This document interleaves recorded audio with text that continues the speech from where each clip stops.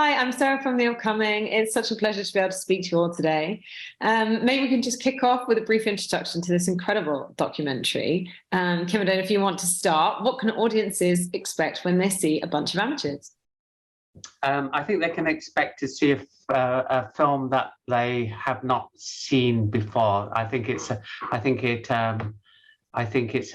film that audiences kind of need in these kind of days of austerity and post-pandemic, and I think it's a film that is I think it's warm and funny and positive, and talks about the glory of cinema and mortality, and lots of big themes. But I think audiences can just have a blast. I think they can have a real laugh watching it.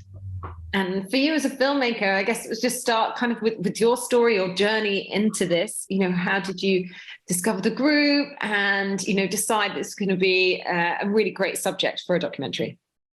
Okay, it all kind of started around about 5 years ago when I saw a Facebook post, and I guess it was the algorithms of Facebook that had put me together with one of the members, who's called Joe.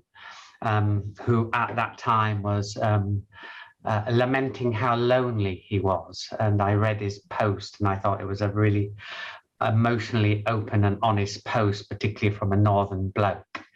And it intrigued me, and I looked at his profile, and it led me to Bradford Movie Makers, and I saw an image of the club. And I think the whole group were awarding themselves a huge silver trophy. And I thought, I just don't see these people being represented on the screen. It just really intrigued me. And so I contacted Phil, who's here. And Phil did some kind of groundwork. Thank you, Phil, and invited me to an AGM. And the club voted almost unanimously to allow me to film. And I think Phil has a great kind of quote as to why they allowed me to film. Yeah, I mean, no one had heard of us, no one knew we existed. So I thought, well, I thought if this all goes horribly wrong and we all end up looking like idiots, then we've got nothing to lose. We've got no reputation to trash. But then I thought, on the flip side, if this, puts us in the limelight and it shows that we're like a pretty decent bunch of creative people, and we've got a lot to gain. So from that point of view, it was a no-brainer. Mm. And what was that moment like? Just the idea, I guess, having after years of making films yourselves, having the cameras turned on you, and suddenly you're going to be under the spotlight. I mean, was there any feeling of trepidation, or were you just over the moon to be a part of it? And what was the process like for you? Being in front of the camera. Well, for me personally, I started off acting in films before I started making them. I used to act in student films, so I was really laid back about the idea of being filmed, and so I was really into it. Some of the members were more reluctant, were a bit cautious. Yeah, cautious, exactly. To that, and also I think as filmmakers, we're aware that you could, if you film someone for even just filming for a few hours, right? You can edit the interesting, funny, nice things that they say, or you can look for the one or two stupid things that they say. You can even edit things to take what's said out of context. We know as filmmakers how easy it is to either show the truth or manipulate the truth. So I think for a few of the members, there was a paranoia that this would be bad reality TV, where it was making money out of making us look stupid. I went to see Kim and Margaretta's Voices of the Sea documentary that they filmed in Cuba. I saw that at York Picture House. Absolutely fantastic. And I said, no, these guys are serious documentary makers. This is not going to be bad reality TV. This is high quality documentary making, and, really put your worries away. But I think for most of the members, they enjoyed the experience, they rolled with it. But for a few, there was always that little bit of paranoia that crept in at times. But I think they're the ones you don't see as much in the film. They're a bit quieter, and Well, I was a new member, and I wanted to make documentaries about the events that I go to in the vintage scene and steampunk and things. And so I was interested in this whole concept of documentary making. So it was interesting for me to see a documentary being made and learning things from the other members. And I just thought, who's going to be interested in us all geezers in Bradford? So I wasn't worried really.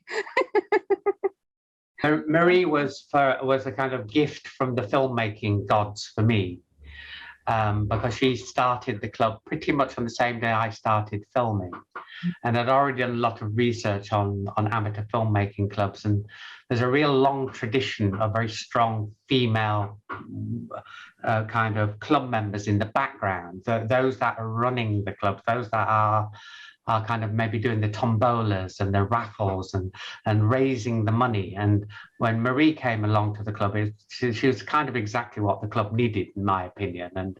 And Marie was really in that vein. And I thought, wow, this is perfect. And Marie will try and look for money. And that gives me a narrative for the film. I don't think the words background and Marie go together. I mean, Marie, you're a very strong presence, but yeah, she came in and straight away, like, what can we do to try and raise money? How do we fix the problems? And she was very, very active in, coming in and trying to, not backward at coming forward. Not backward at coming forward, exactly. Can I ask you, Sarah, have you seen the film? Yes.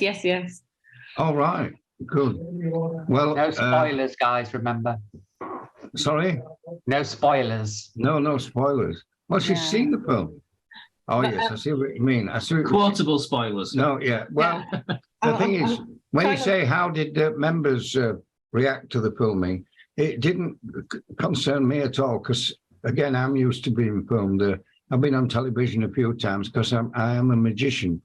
And with that regard, apart from making movies, my other love is magic.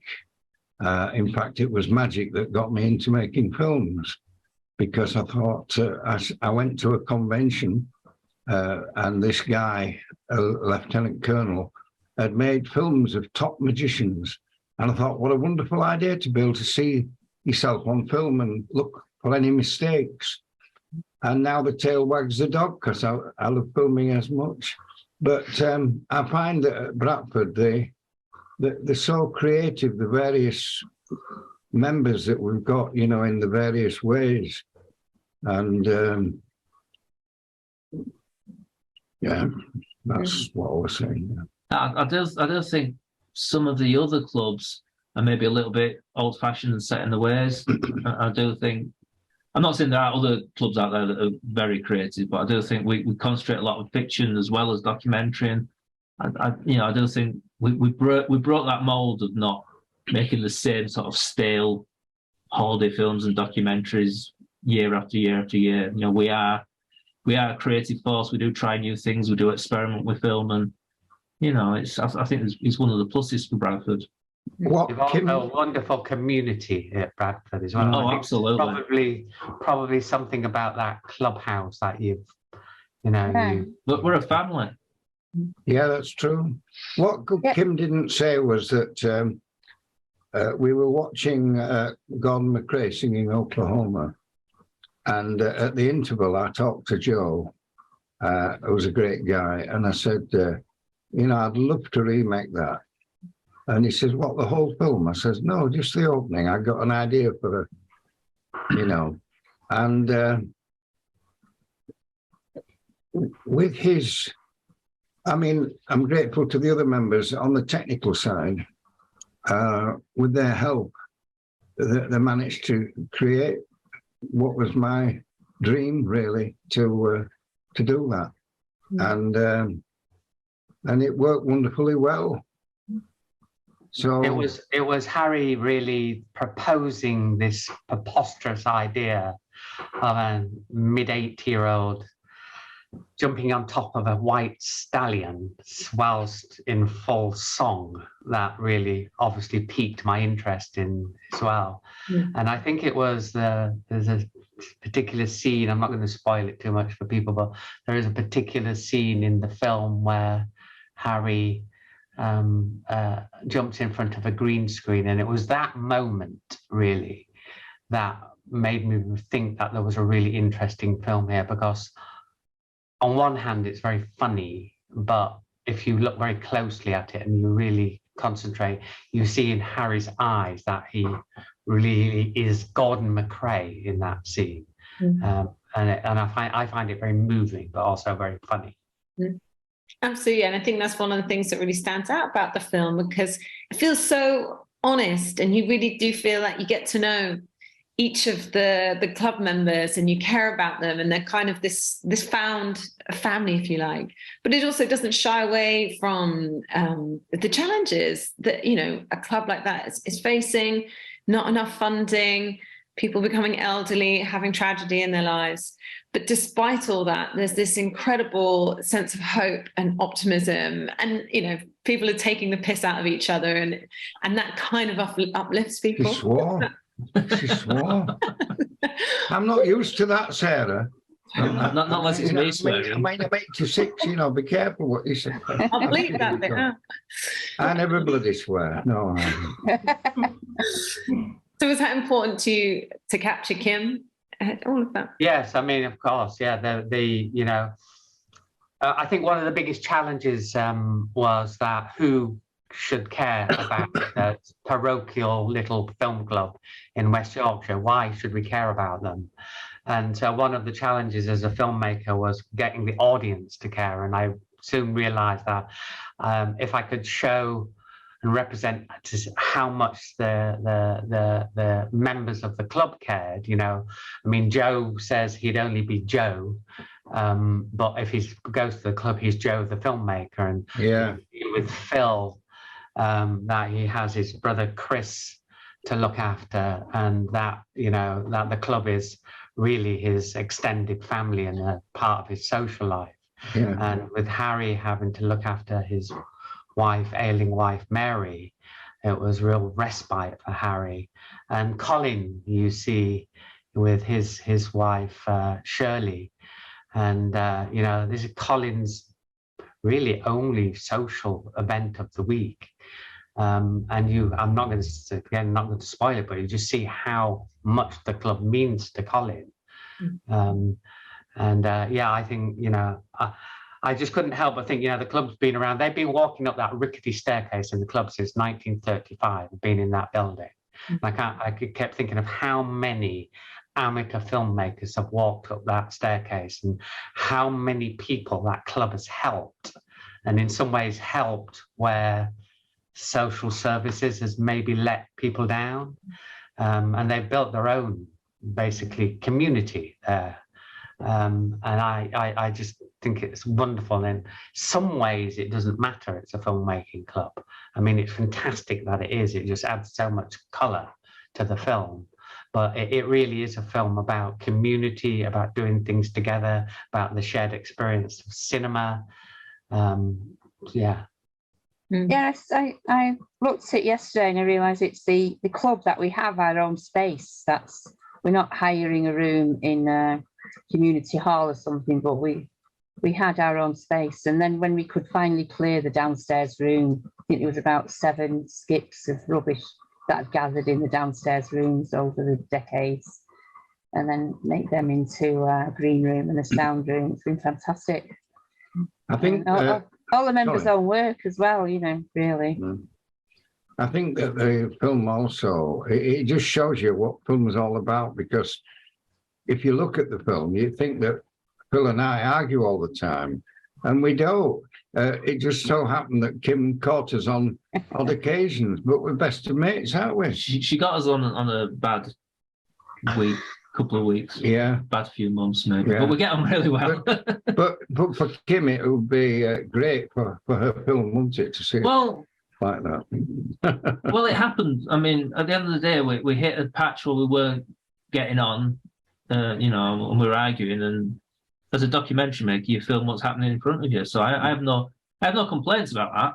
I do wonder sometimes people watch the film and think me and Harry are each other's throats all the time, because we're not. Well, we've had very few arguments after that. Don't you bloody well come? No, actually, no. The thing is, one of the questionnaires that they actually said, I can't remember where it was, which one.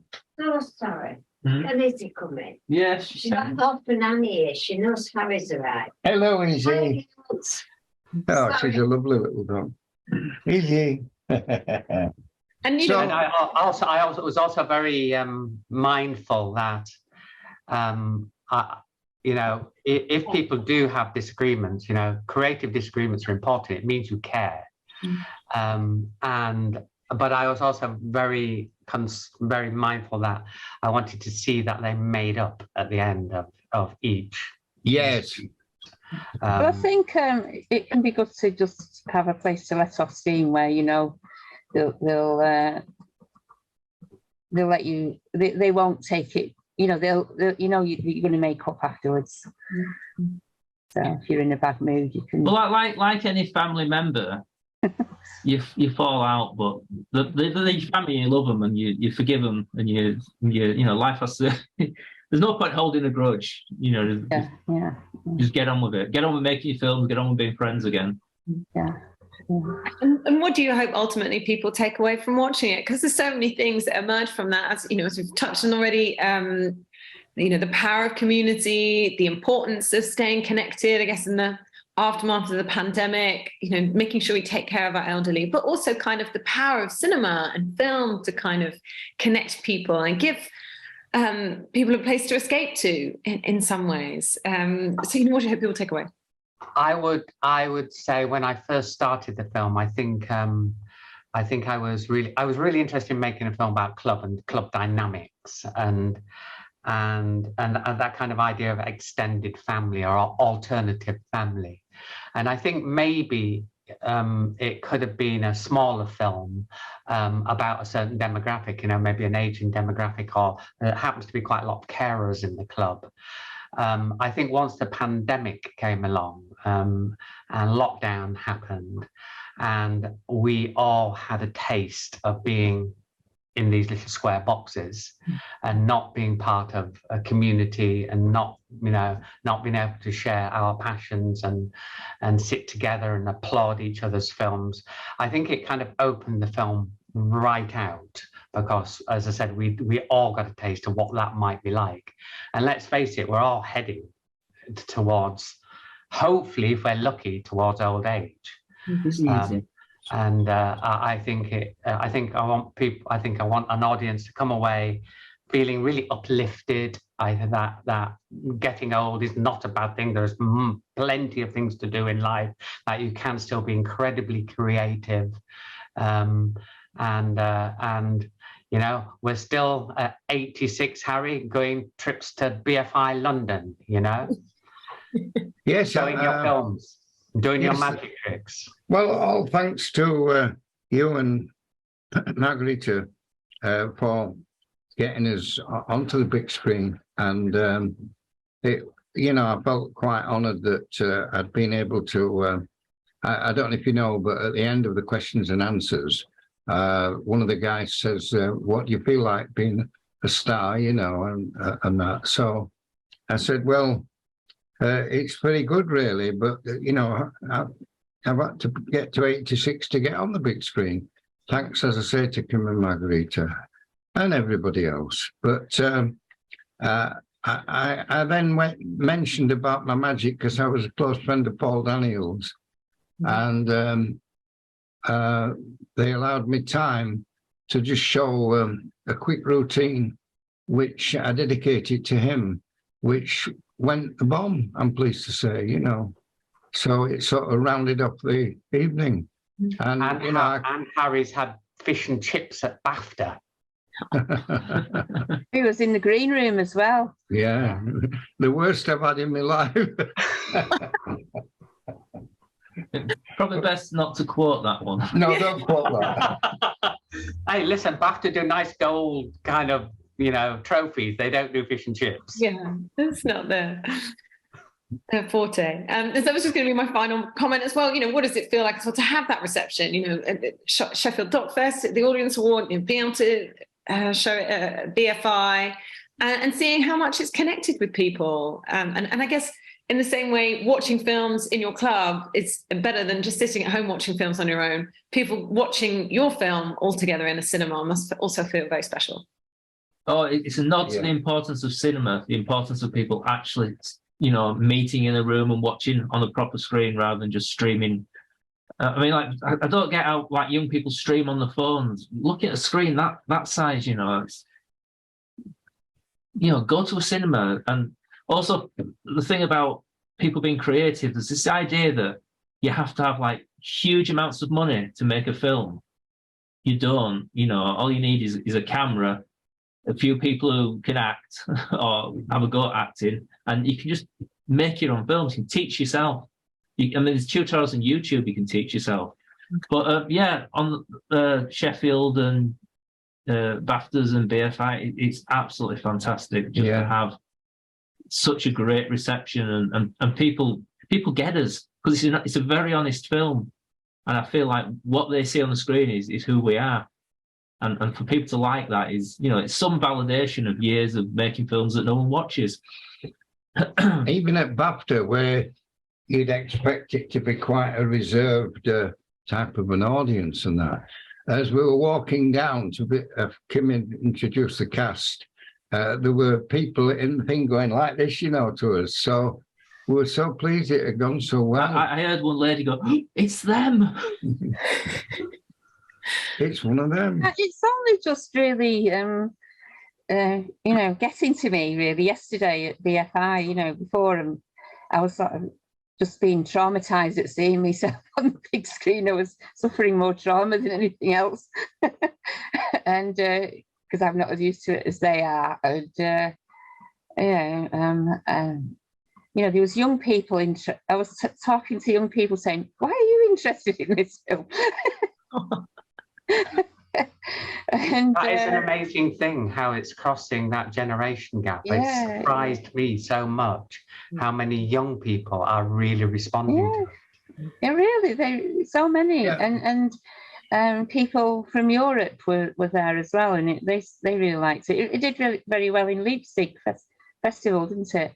And and it's only, I was just thinking this morning, well, I suppose I'm in a film.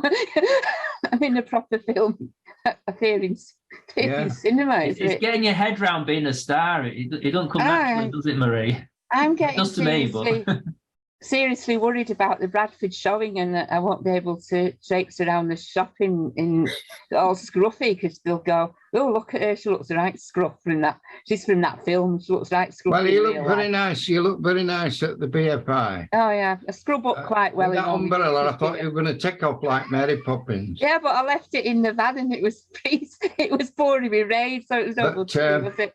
When you said about appealing to all ages, I mean, the case in point could be there, that there was a gentleman there called Mark, I can't remember it, I think it's trumpeter, and he taught Kim, and he remembered from all those years past, and he was over the moon with the film. And on the other end of the scale, this very attractive, and it worries me that I found him attractive, but this very attractive young man came up to me, only 22, and he was over the moon. So you get that wide age span there of people just falling in love with the film. That. Maybe the themes of the film are universal. You know, the very human themes, whatever age you are. Yes, that's what I was getting, and they're thinking of their families when they see us. Yeah. So I think I'm almost out of time, but just very quickly, you know, the future looks bright for Bradford Movie Makers. You know, what's next for you guys? Do you know what you're going to be? Have you got any new projects that you want to kind of make mention of? And Kim, do you know what you're going to be working on next? Yes, I'm working on another film set in mostly in Yorkshire, but basically it's a road movie. A road movie about the state of the nation, seen through the prism of a light entertainer. Some of us may remember Black Lace and Agadoo all those years ago. Push Pineapple, Shake Your Tree. Yeah. Well, they're still on the road 45 years later. and they are traveling to all corners of the country, into pontins and butlins and holiday camps and working men's clubs, and they have a very amazing working class fan base. And I want to take the temperature of the nation by basically through the filter of light entertainment. Amazing. And sorry, were you going to speak? Sorry. I'm talking with Ian Eccleston and a new member, prospective new member, Sue, my friend, and we live in Bradford, and we're very pro Bradford, and are fed up with how many people reacted to City of Culture 2025. Well, you know, it's all going to be, not really bad, not happy, just negative. So we want to make lots of small films about the good things in Bradford for the next 2 years before 2025. There's so many things. And me and Sue are Lancastrians, are awful, the worst foreigners of all. And so if we are pro Bradford, then that really says something. Well, you're off to space, aren't you? Sorry?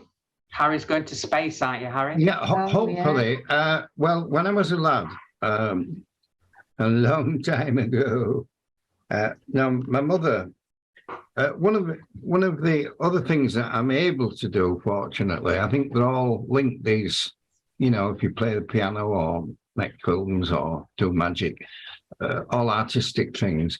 And one of the things I could do was really paint. And if you're into sci-fi, it's way before your time, but George Powell brought out all these sci-fi films called The War of the Worlds, When Worlds Collide, Destination Moon, Man's First Flight to the Moon, and all the astronomical art was done by a marvellous painter called Chesley Bonstall.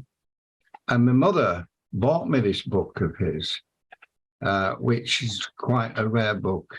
And I can look at a painting and then I can emulate and do my own style on it, and it looks very similar.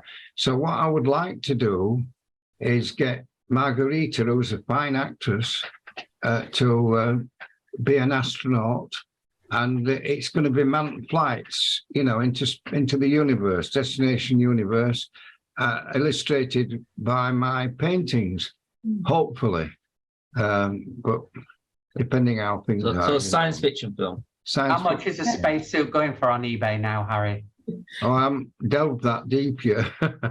Harry's so talented, magic, filmmaking, joke telling, painting, piano playing. Oh, yeah. The question is how. I'll pay you later. How do you make a spacesuit out of old tat? That's the question. Lots of tinfoil. Tinfoil, yeah, and a motorcycle helmet that's been adapted or something like that. Yeah. I'm part of a small number of people in the club that set up a script writers group, and we're focusing on improving the art of script writing.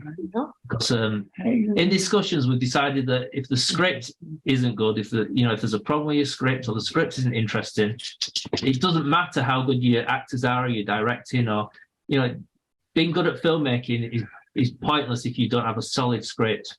So we're focusing on script writing, a small group of us. Yeah, my grandfather always said, thinking is thinging. You think about that. Thinking is thinging. In other words, you think about it and then you do it, Right. Okay. I'm glad you explained that. We wouldn't have had a clue what you were talking about if you hadn't. I was a clever man, my grandfather.